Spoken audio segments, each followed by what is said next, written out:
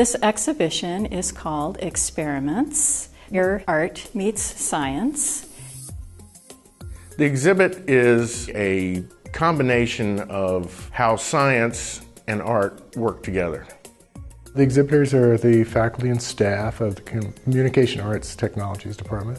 We have part-time faculty, full-time staff have all participated in this exhibition. It was left to us to decide the science we wanted to depict. People picked rather diverse science to incorporate with their art. People have approached it in different ways. Some people have used modern technology, some people have used science as a part of the artwork, but it all has some relationship. This is a wonderful show.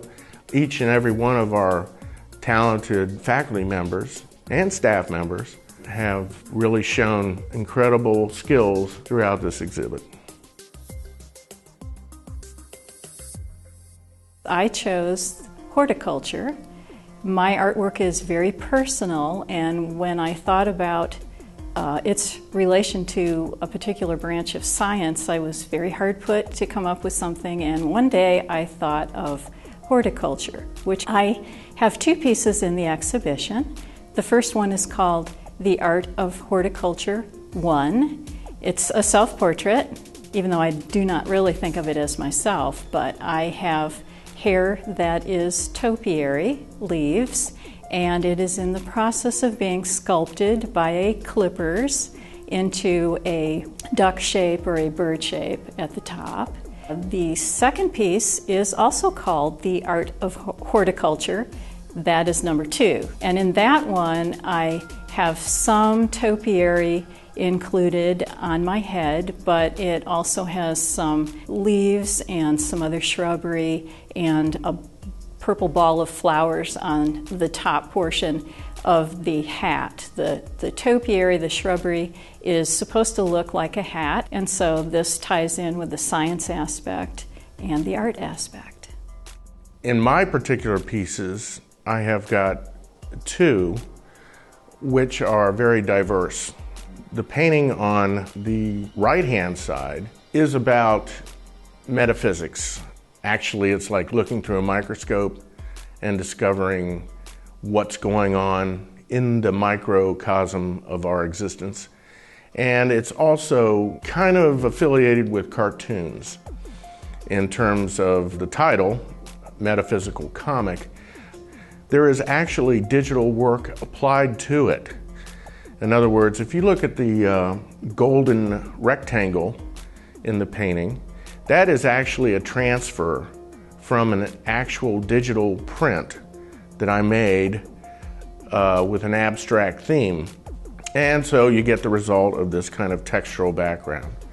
Now, the thing about this painting is that it's kind of an illusion. It appears to be transparent in areas, but it's really not transparent. That's all opaque paint, painted to look as though it were transparent. So that gives the viewer a kind of a little challenge to figure out whether or not, is this transparent paint or is this painted to look like it's transparent?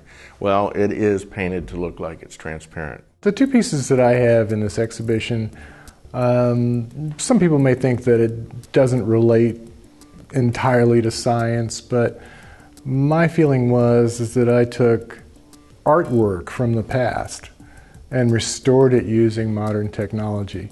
And without this technology, these restorations would not have been possible. And one of the photographs is actually an Indian couple. The other photograph that I have in this exhibition is a mission in Southern California, both being over 100 years old.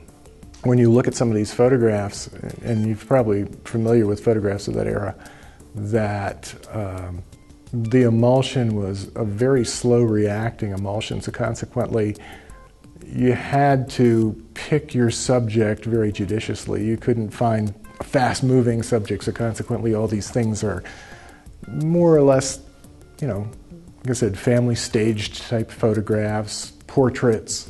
Here you can see the Indian couple, and they're sitting relatively still.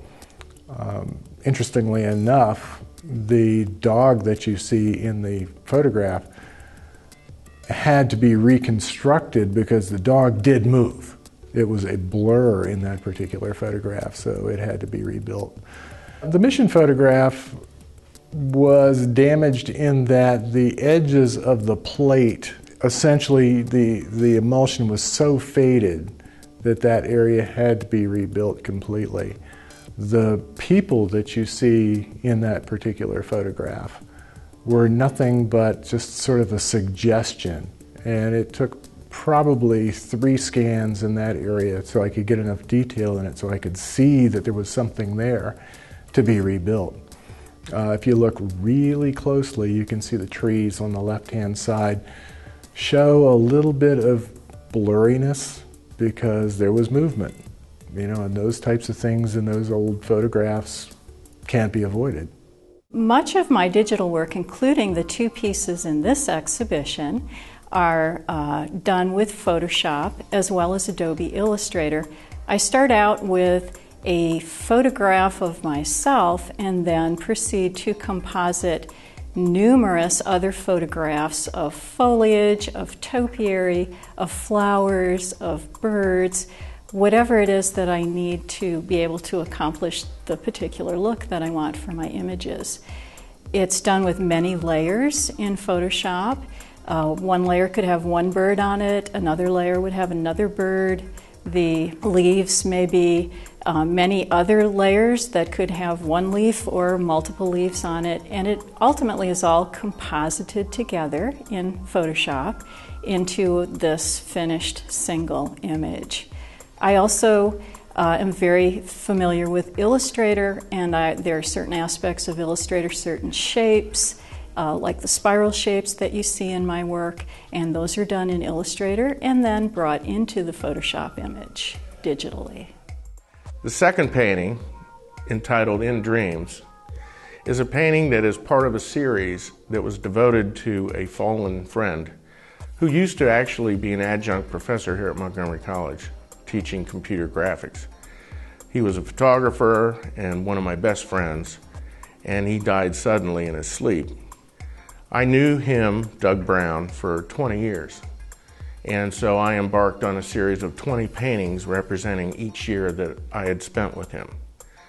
This is number 19, and it's called In Dreams, and it refers to a Roy Orbison song called In Dreams.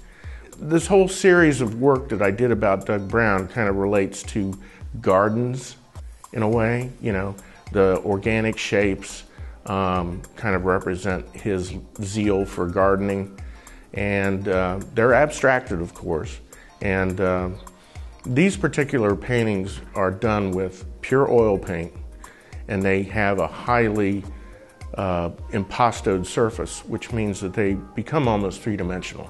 In fact, this one is very three-dimensional. If you look at it from the side, it has a topography. These series, I wanted to probably get the most out of my paint as I could. In other words, build the surface up as much as I could. That painting weighs about 40 pounds, by the way.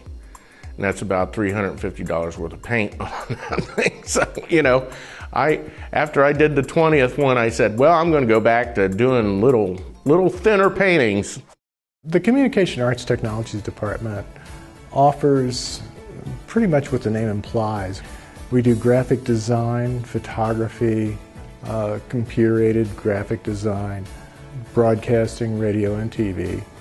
And anymore, you know, people who work in this industry know that there's a melding of all of these fields. That's why we have them all together, because each one relies on the other. What we try to do is meld fine art with technology. We have high-end Macintosh computers in our computer labs, student computer labs. We have the latest software, the CS software. We stay very up to date with that.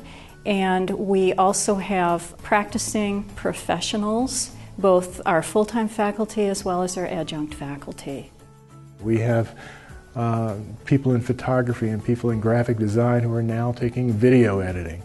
And we've got photographers relying very heavily on video editing now. So what we offer the student is sort of a conglomeration of all of these visual arts that they can use for transfer. They could use them for career.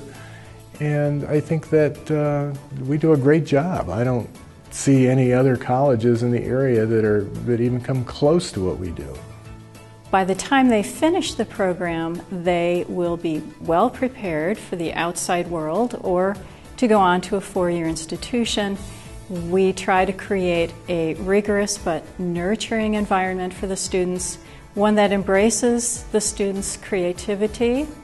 I love working here at Montgomery College because it's an opportunity to work with students with such diverse backgrounds and such diverse needs that it becomes a challenge at times, however, very rewarding when you get those student successes. I would recommend that any student who feels they have an aptitude for this particular industry, graphic design, photography, any of the communication arts, that they come and see us. I'm just happy to be a part of the Montgomery College family.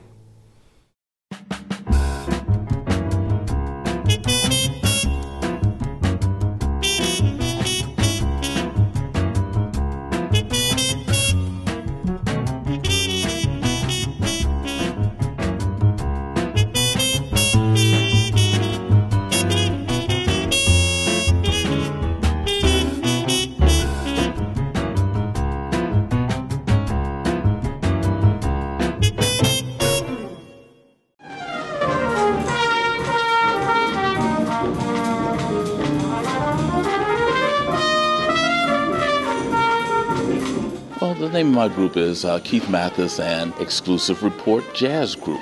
We're a group that specializes primarily in jazz, a lot of the jazz idioms, such as smooth jazz, acid jazz, ballads, blues. We try to cover historically all the jazz idioms.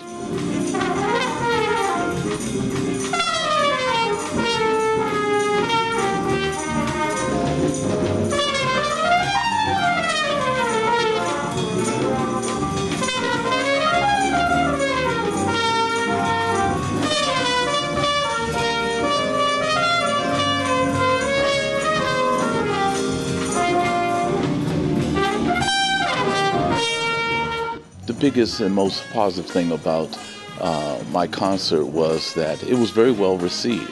I was definitely happy and glad that the audience, which was very diverse, was, really received the groups and music very well. We did a wide variety of musical styles, and, everyone seemed to really enjoy it. There were persons dancing in the back, which, of course, made the group happy. The students got a chance to see, things that I was discussing in the classroom, where I made a point to program certain styles and selections so that they recognize it, because I would play those same examples in class. So those are the biggest things. It was very well received by the audience.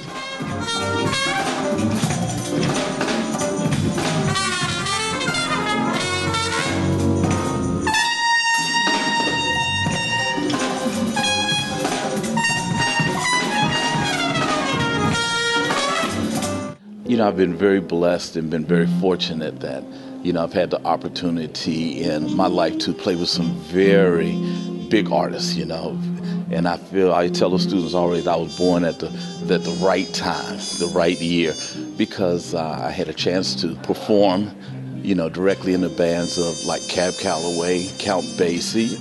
Of course, this was in their older years and their senior years, but I was very fortunate to be that young person in the group.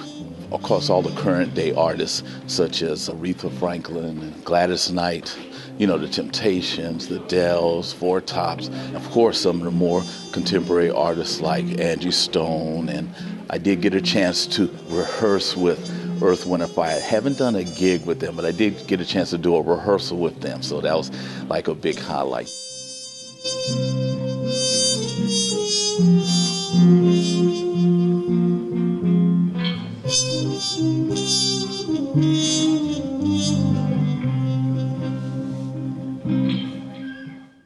Being a professional, active professional musician, it actually benefits me very well in the classroom.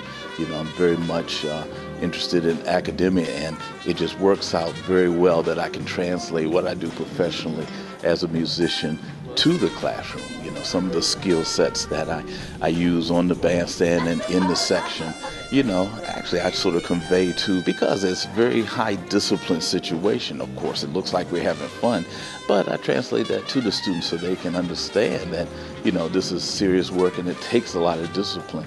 The whole discipline of studying, time management. I make my classroom environment, very fun, very relaxed environment, but at the same time, I have to break it down to the students and let them know that, it's because of my background I'm able to give it to you this way, but, they notice the preparation that, has come off.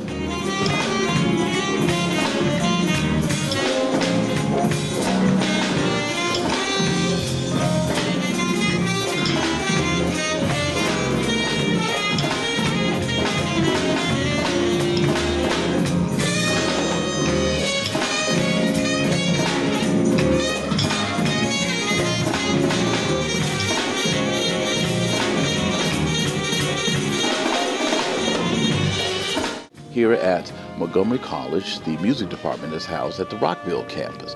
But here at Germantown campus, we offer several music courses that coincide with the same courses through the music department down at Rockville campus.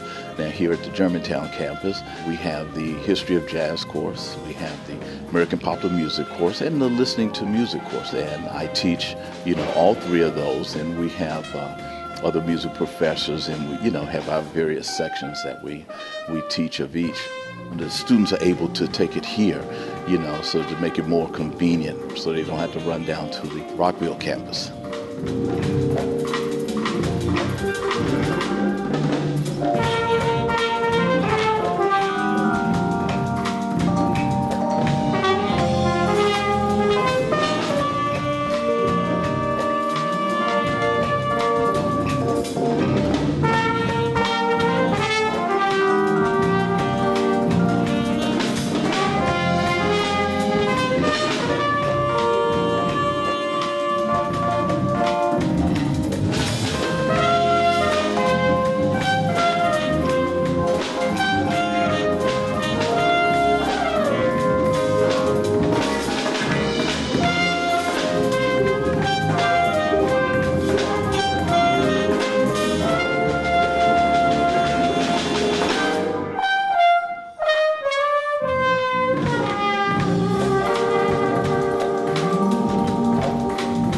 Here at the Germantown campus, that we have some big plans on the table that we're going to work into in terms of performances with students and faculty, and working on some big projects that we're going to sponsor through Montgomery College. And so I just want everyone to really look out, as well as myself, just look out for Exclusive Report.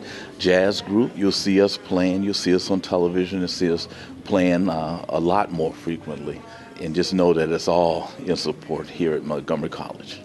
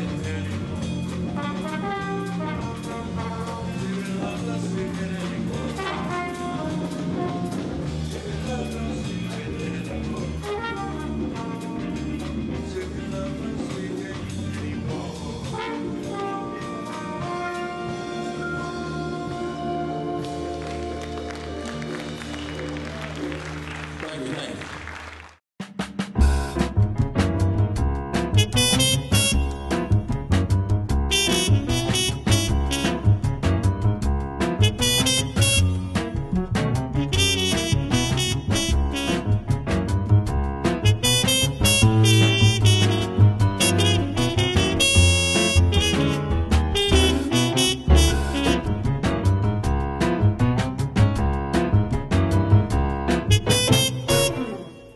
It is both a professional and personal privilege for the college to have this exhibition, Portraits of Life, LGBT Stories of Being, Embrace, Empower, and Express, devoted to celebrating the lesbian, gay, bisexual, and transgender community of Montgomery County.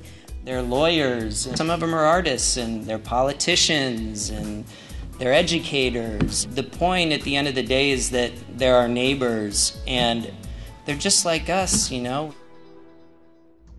Portraits of Life, LGBT Stories of Being is a photo and written word exhibit that celebrates the diversity in our community by portraying the lives, the past, the present, the contributions of gay, lesbian, bisexual, transgender people in our community, and it celebrates their courage in being true to themselves and in contributing to their community.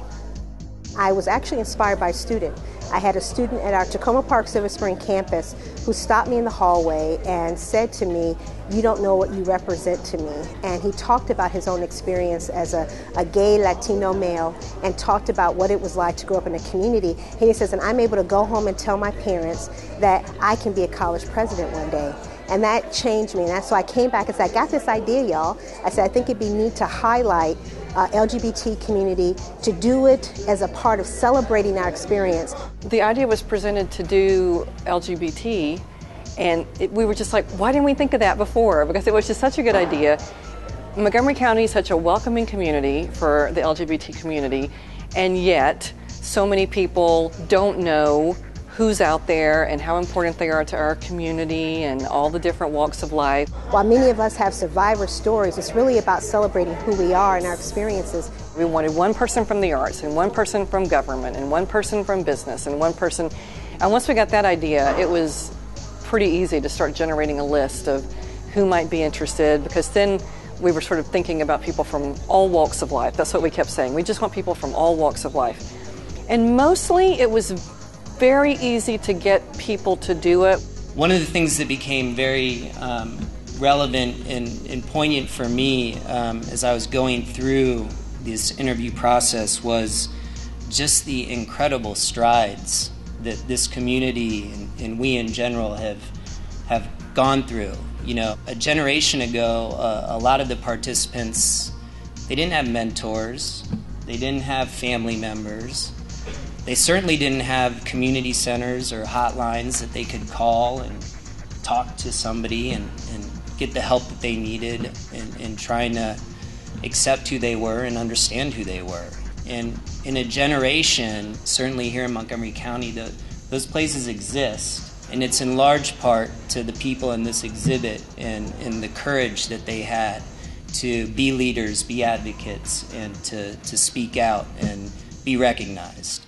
First of all, I was honored to be asked to participate in it, and I think that something like this is so important to the community. It's important for people in this community to know who we are, to know our backgrounds, to know our lives, to know our stories. I think it's important to do it. It's important to share our lives and let people know that we are in this community and we're just like you.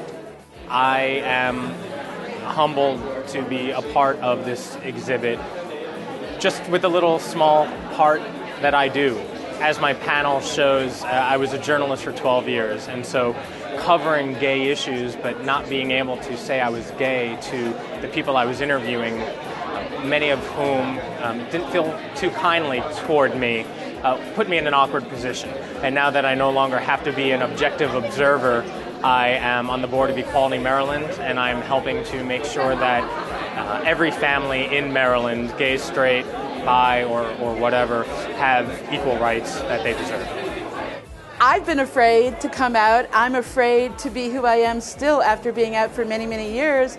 And when I see other people do it, it gives me courage, and I want to pay it forward, pay it back. What goes around comes around. It's incredibly important. When I started teaching here only a few years ago, I didn't know anybody that was out. There wasn't any student group for LGBT students on this campus. And I knew people on the faculty and in the administration who I thought might be gay-friendly, but I didn't know for sure.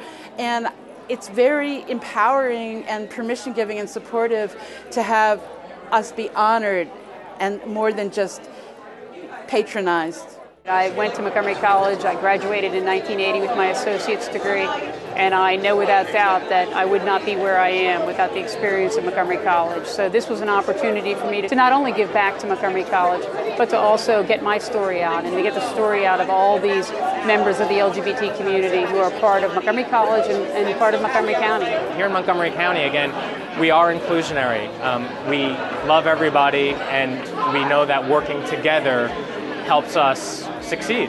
I think it's a matter of seeing some of the people who've laid the groundwork, and I am thankful for them. We're part of humanity, and it helps students, whether they're gay identified or not, to understand more about human experience. We've all transcended, each and every one of us, to tell a beautiful, amazing story about what it means to live a life in truth, what it means to have no fear, to break free. And when we do that, our entire communities, our entire state, our entire country breaks free with us. We are seeing this happen. How lucky are we to live in this era? If you're able to read the transcripts of all of these, one of the things almost everybody said was that there was some point in their life when it was scary being different. And every one of these people overcame that. And not only did they have the courage to overcome it and be true to themselves, but they had the courage to be in this exhibit, which I think it's one thing to know yourself, it's another thing just to put it out there for the whole world. One of my favorite quotes of all time is this idea of being liberated because you recognize that you have the opportunity to influence other people. So when you let your light shine, you have the ability that every other people will be liberated by that as well. So that's why I'm so excited that we're doing this.